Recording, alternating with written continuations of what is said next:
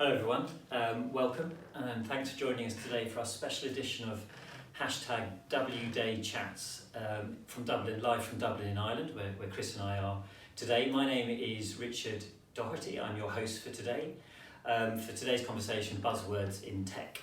Now today's a special day, we've got a double header if you like. Chris and I are going to be talking about digital transformation, and then later on today at 5 p.m. Pacific Standard Time, my colleagues in the US will be talking about machine learning, blockchain and user experience. Now, what would be really great is if you have any questions throughout today's discussion, share your thoughts with us on Twitter using that hashtag #wdaychats. So, I'm Richard Doherty, I work in the product marketing function of Workday and I'm based normally out of our office in London.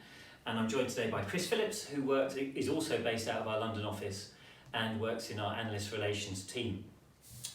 So, digital transformation is a hot topic. It's something that we've been talking about for a while. And Chris, I know that you have been kind of working your way through lots of research in this area, and I know that you have lots of contact with all the main analyst organisations, and this is a topic that you've been discussing with them. I think a good sort of starting point for our discussion is to try and understand what are the CEOs, what are the leaders of our organisation, what are their perspectives on digital transformation? Yeah, it's interesting. It's a topic that's been around for quite some time. In many ways the causes of disruption are quite well rehearsed in the media and in the research. So there's a bit of a sense in which I think sometimes maybe we're a little jaded about the topic. But actually when you talk to CEOs and you read the research around how they're thinking about this topic, that perspective is actually quite different. So for most CEOs, the threat of disruption is very real, and most of them really now are in a position where they have a clearly stated digital strategy that they've been talking about publicly, and more importantly they've been investing very heavily in that strategy. So IDC, for example, estimate that last year European organisations spent over 200 billion euros on digital transformation programs. So obviously that's a huge investment. Now when you spend that kind of money, your shareholders and stakeholders are expecting a return. So they're really under some pressure now to not just be talking a good game around the strategy, but really showing some results. And essentially results really means revenue growth. So it's starting to leverage digital to really drive the revenues of the organisation. So how? I guess the question there is how are they going to drive that revenue growth that you just talked about there?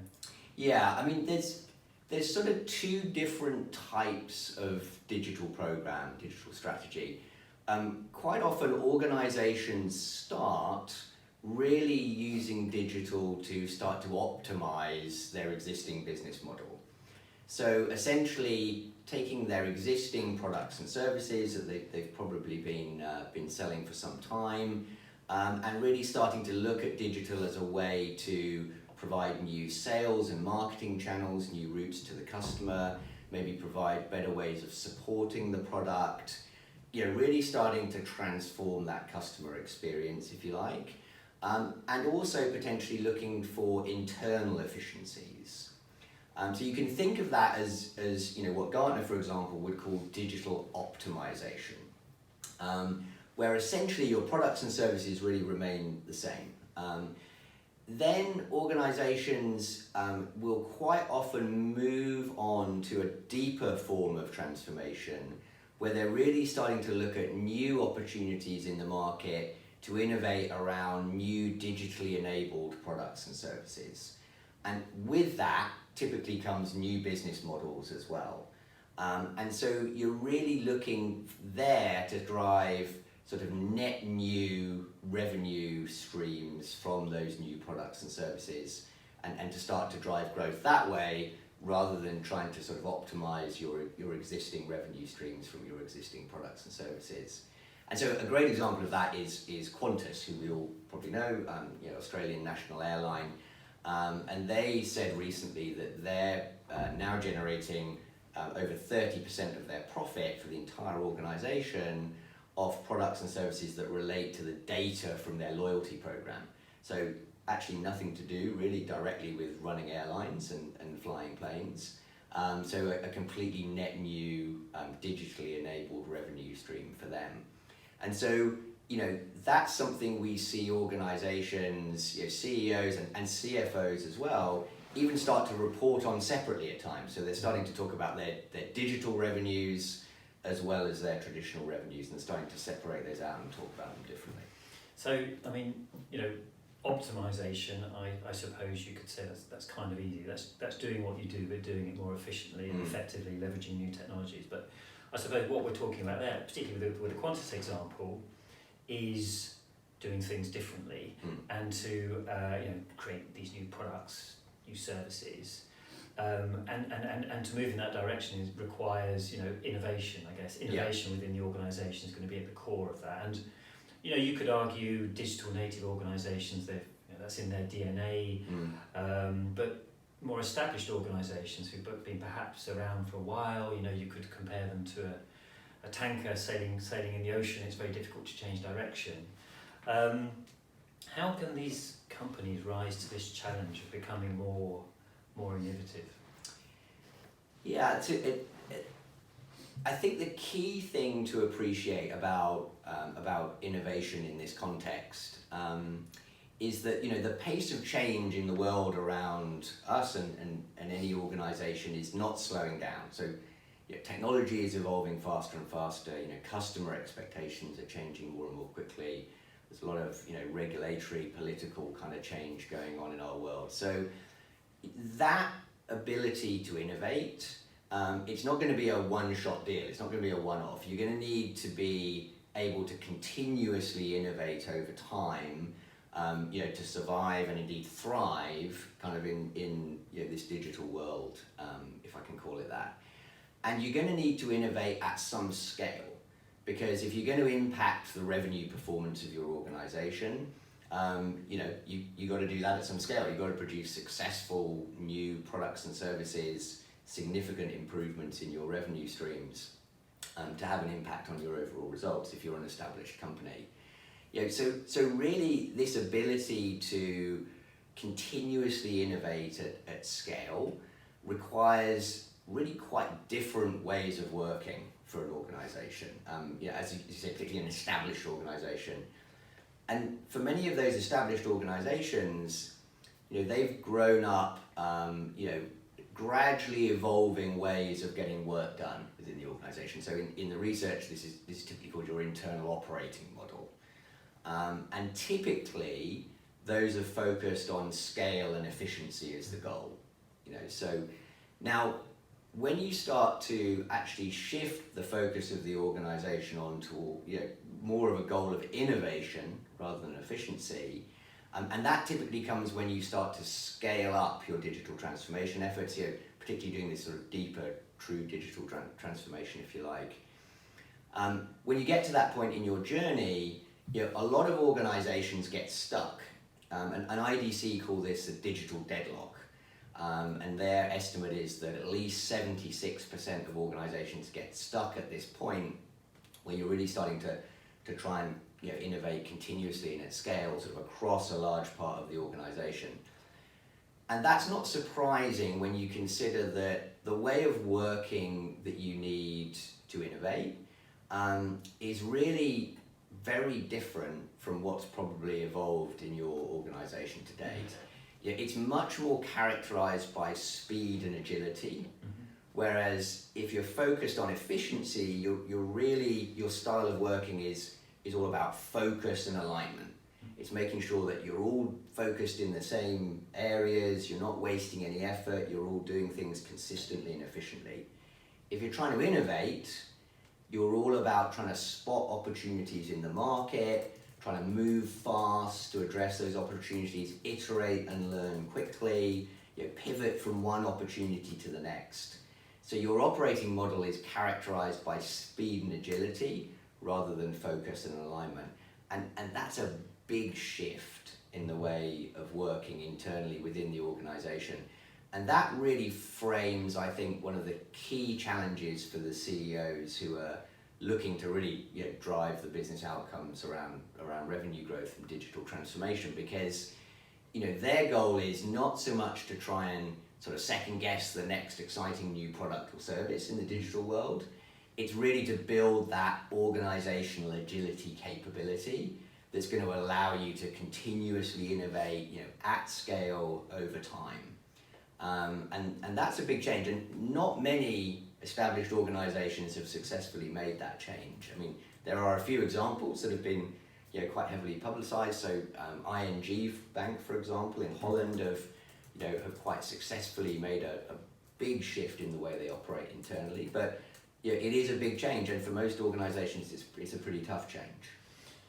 So that's all quite theoretical. I think perhaps if we could move into some more sort of concrete examples of what an agile organisation looks like, what that means. Let's talk about, so the organisation structure is going to need to change, it's going to need to operate in a different way. Can you perhaps just share some of the issues that organisations are facing as they try and make that shift? Yeah, so a good example is how you plan within the business. So if you think about that traditional organisation, where your goal is really efficient execution, most organisations, even today, most organisations will build a 12-month plan. They'll build an annual plan, and you might have annual checkpoints where you tweak that plan. But essentially, if your goal is efficiency, then you're really using that plan to lock in resources to make sure they're all focused on the key priorities across the business in different functions for that year's set of goals and objectives. People are locked into a fairly fixed set of goals and objectives at the functional and departmental and individual levels. Now, if an opportunity comes up in the marketplace halfway through your year, or one you just haven't anticipated at the beginning of the planning cycle, if that's very rigid and fixed, that in the way that plan is implemented, it's then very hard to pivot off and address that new opportunity because people are being focused elsewhere. So planning, needs to move from this sort of rigid annual plan, to being a much more continuous agile process where you can constantly adjust and shift the plan, in order to address new opportunities. Otherwise, you create a tremendous friction between what the plan's driving you to do and what you're trying to do to successfully innovate. So planning is a good example where often it highlights that clash in different sort of operating styles. So that's just kind of the start of the cycle, is the planning. But and if we're moving to a model of continuous planning, then the execution model, the operating model around the execution of the plan, I would imagine needs to change, right? Yes, quite dramatically, and a couple of things often come up here. So when you think about then executing that plan, as you say, that will quite often require resources to be shifted around the organisation. The structure of the organisation may need to change. You may even want to consider radically different styles of organisation. So you see more and more examples where businesses are starting to structure around more fluid, cross-functional teams, and moving away from that sort of classical hierarchical kind of model. And we've seen companies like Spotify, for example, pioneer styles of that sort of fluid, agile kind of structural approach. So it has big implications for the structure and organisation of the business. That needs to be much more fluid. And with that kind of, agile sort of cross-functional team working, that only works if you then start to empower those teams to make decisions and move quickly in their own right.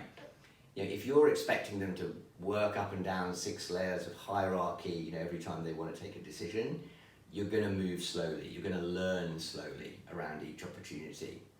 So it has big implications for delegating your decision making and empowering people to work much closer to the market, to learn and iterate quickly, often to actually fail fast, but find out quickly and learn from that. And sort of pulled through by those organizational changes, it often has ramifications for the business processes that support the business day to day. So you need flexible and agile business processes that can keep up with those organizational changes and changes in the way that you want to work. So it really requires quite deep ranging changes in the way that the structure and processes within the organization work.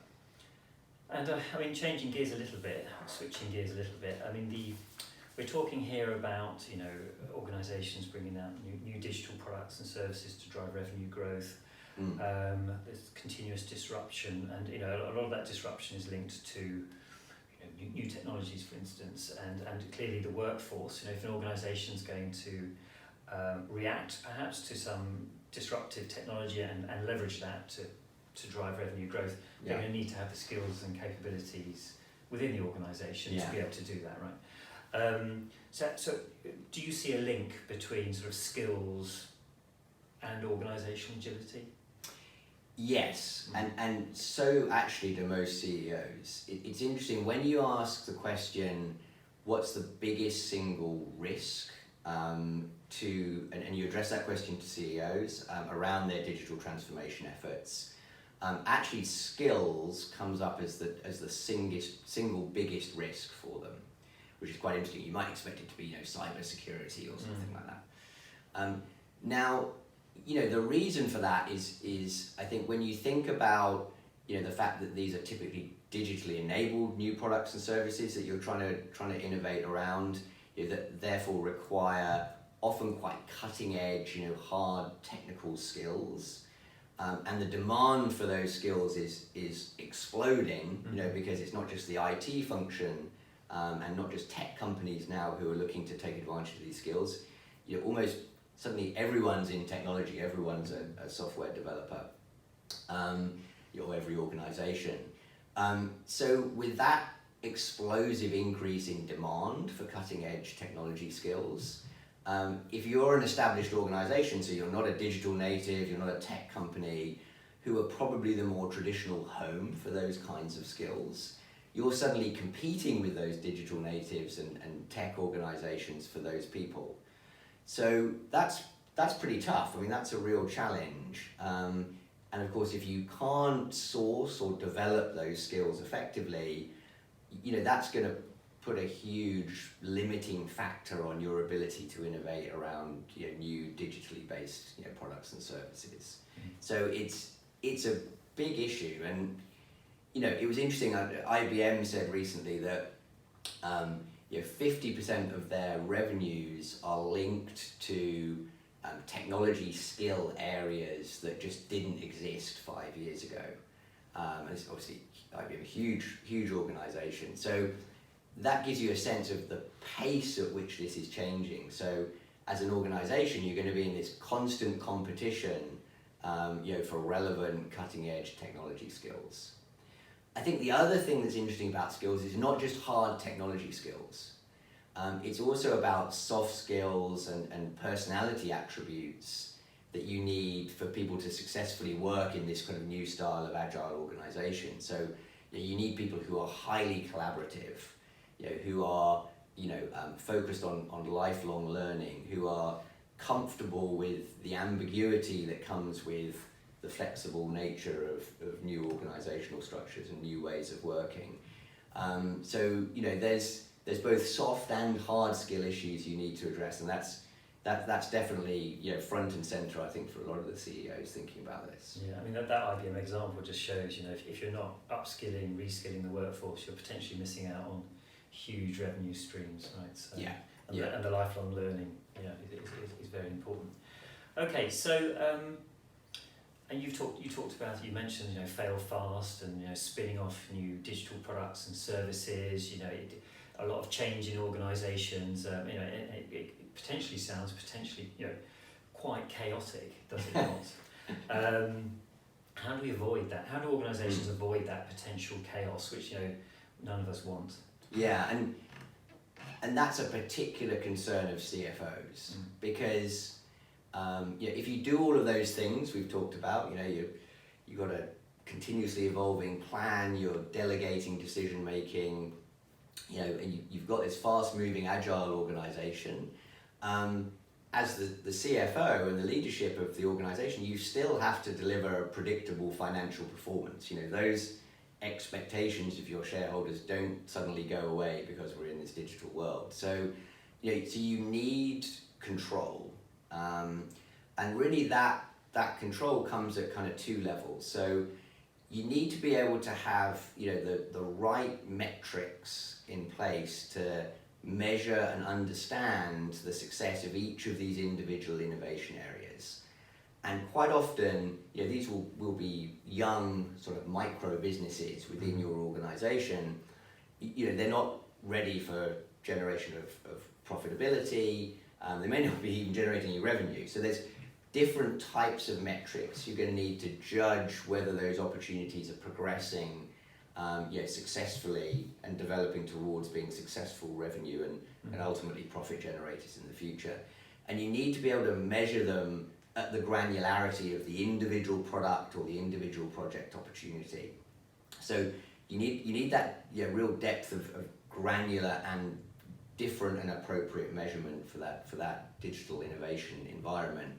But you also need to be able to see, pretty much in real time how all that rolls up into the current and likely financial performance of the business, so that you can understand and manage the collective financial performance that you're delivering, and understand the risks that you're managing across that sort of portfolio of smaller bets, because you're likely to have a lot more smaller bets in this world than you had traditional products and services in the more stable sort of pre-digital world, if you like. So the role of the CFO almost becomes more like an internal venture capitalist. You're investing in potential young businesses, young micro businesses within your organization, and then you're setting gates and measuring them. You're deciding to invest more or kill them off and move those resources and invest them elsewhere. So it's very different style of financial leadership, but one that's absolutely critical to steering the organization towards revenue growth from these new products and services that you're trying to innovate around. So control, governance and compliance is more important than ever. Whilst we're spinning all of these plates, we need to really understand which one we should let fall and which one we should keep spinning. Yeah. Interesting analogy there, but hopefully it made sense. Right, so now it's interesting to talk about the execution, the planning, the governance and control. Often when we talk about digital transformation, people tend to focus on transforming the customer experience and sort of the systems and departments that touch the customer, so to speak. But from what we're talking about, it seems to be more linked to this ability to be agile is more linked to back office systems. Yeah. What's your thinking there? Yeah, there's no doubt that ultimately what you're trying to do is provide value to customers in this digital world, just as you were in the traditional world. And as we said at the beginning, that's often where organizations start their thinking, and that's perfectly logical. Mm-hmm. As we said, when you start to try and scale this up across the organization, when you start to try and innovate on an ongoing basis and at some scale, a lot of the challenges you hit and that we've discussed as we've gone through the conversation today really relate to areas of process and capability that are owned by finance and HR particularly, and supported by the IT function. And when you take a step back, that's probably not surprising, in the sense that if you think about what fuels innovation, really innovation is all about your people. It's about unleashing the creativity and ideas and enthusiasm and teamwork that's inherent within your employees. And that innovation is going to happen from the bottom up, and you're creating an environment for that. So somewhat ironically, maybe in the world of machine learning and AI and chatbots, and we worry a lot about jobs disappearing, actually in this sense, I think the need to innovate refocuses businesses on the absolute central value of their employees and what people can contribute in terms of that innovation. So it's all about people, and it's also all about money, because you have finite resources, you have finite time, you have a finite number of employees. So the finance piece of this is key, because as we said you have to decide where you're going to place your bets. So if the two key sort of sources of capital are people and money that drive innovation, then it's not a surprise, I guess, that the two key functions that manage people and money, that's HR and finance, are central to the creation of this new style of internal operating model. This capability to be an agile organization fundamentally needs to be led by that triumvirate of finance, HR, and IT. And that, I think, is shifting the role and the focus of the C-suite and the leadership team in general, to not just be worrying about how you innovate around the customer experience, not just thinking about the role of IT and the way that changes, but also thinking about how those sort of traditionally back office functions are going to lead the enablement of this new style of agile organization. So if it's sort of if it's about the people driving the innovation and the finance, what are the implications for an organization's finance and HR systems, do you think? Yeah, so I think the first thing to say is that technology will never guarantee you success in terms of building organizational agility. But inappropriate technology can undermine your success, if you like, in building that capability. Lots of things go into building that new style of internal operating model, that new way of working. Leadership and culture are fundamental to that. I think if you haven't got technologies in place in the areas of finance and HR that really were designed with enabling that kind of agile organizational model, then you can potentially see points of friction in the way that you work, in the areas we've discussed, in planning, in decision making, in trying to evolve your structure, in trying to meet the skills challenge and keep control and measure the business in appropriate ways. Technology is a key enabler, but not a guarantor of success, I would say. Mm-hmm. Excellent. Well, I think, Chris, I'll sum up and then we'll bring this to a close. So I think we've talked about digital transformation today, and what I've taken away from the comments that Chris has made there is, the kind of the secret sauce, if you like, for potentially being successful with your digital transformation is to become an agile organisation. And the agility is focused on innovation, control, and speed. And at the core of an organisation's ability to become agile, it's about people, it's about finance, it's about having the systems in place to provide you with that flexibility, to provide you with that visibility on the skills you have internally, to be able to move those people around onto the right projects, to be able to monitor and control all those different bets that you're making for those new digital products and services. So, thank you very much, Chris, Pleasure. for your time today, and everyone who's listening, please don't forget that at 5 p.m. Pacific Standard Time, I think I'll probably be asleep by then, or maybe I'll stay up, we have our next #wdaychat on machine learning, blockchain, and employee experience. But thank you very much for joining us today. I hope you found it useful, and enjoy the rest of your day.